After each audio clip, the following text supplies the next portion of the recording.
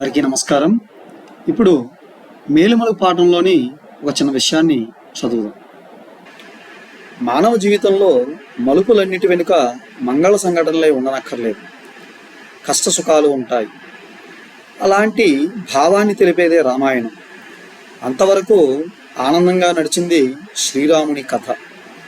బాల్యక్రీడలు, విశ్వామిత్ర కృతరక్షణ, సీతా కళ్యాణం, పరశురామ గర్వభంగం, అహల్యా శాప విమోచనం, తర్వాత పట్టాభిషేక మహోత్సవం వరకు వచ్చింది. ముందు కూడా అలాంటి మధుమార్గం పరుచుకున్నట్లు ఉంటుంది. అయితే దారి హఠాత్తుగా మలుపు తిరిగి ఊరుకుంది.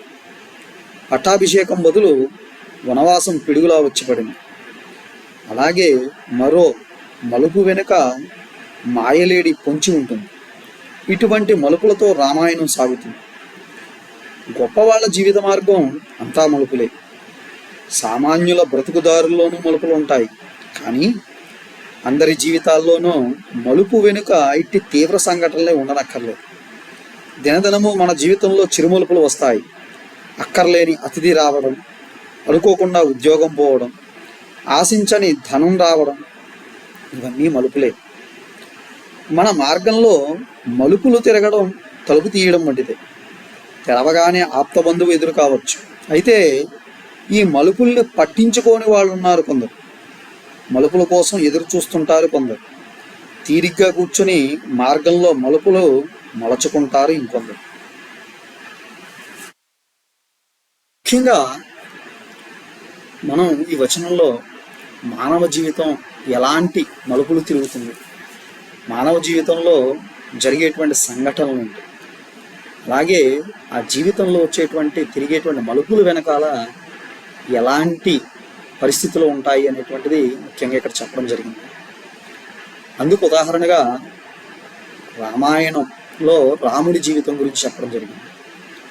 రాముడి జీవితంలో ఎలాగైతే విశ్వామిత్రుడు రావడం, యాగాన్ని సంరక్షించడం కోసం తీసుకువెళ్ళడం, ఆ తర్వాత అహల్యా శాప విమోచనం, తర్వాత సీతా కళ్యాణం, తర్వాత పట్టాభిషేక మహోత్సవం వరకు చాలా గొప్పగా సాగుతుంది.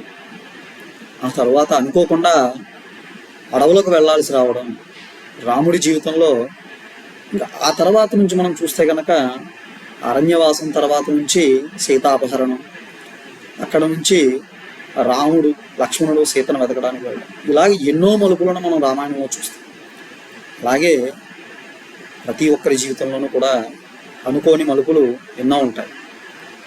కొన్ని ఆనందాన్ని పంచేవి కావచ్చు, కొన్ని బాధను మిగిల్చేవి కావచ్చు. అయితే ప్రతి ఒక్కరి జీవితంలో, గొప్పవాళ్ళు కానివ్వండి లేదా సామాన్యులు కానివ్వండి, ఎవరి జీవితంలోనైనా సరే మలుపులు అనేటువంటివి ఉంటాయి. అలాగే కొందరు వారి జీవితంలో వచ్చేటువంటి మలుపుల కోసం ఎదురు చూస్తుంటే, మరికొందరు వారి జీవితంలో వచ్చేటువంటి మలుపులను అసలు పట్టించుకోరని, అలాగే కొందరైతే ఖాళీగా తమ జీవితాన్ని వాళ్లే మలుపు తిప్పుకుంటారని ఇక్కడ చెప్పడం జరిగింది. ఏదేమైనప్పటికీ కూడా మలుపులు లేనటువంటి జీవితం అనేటువంటిది ఉండదు.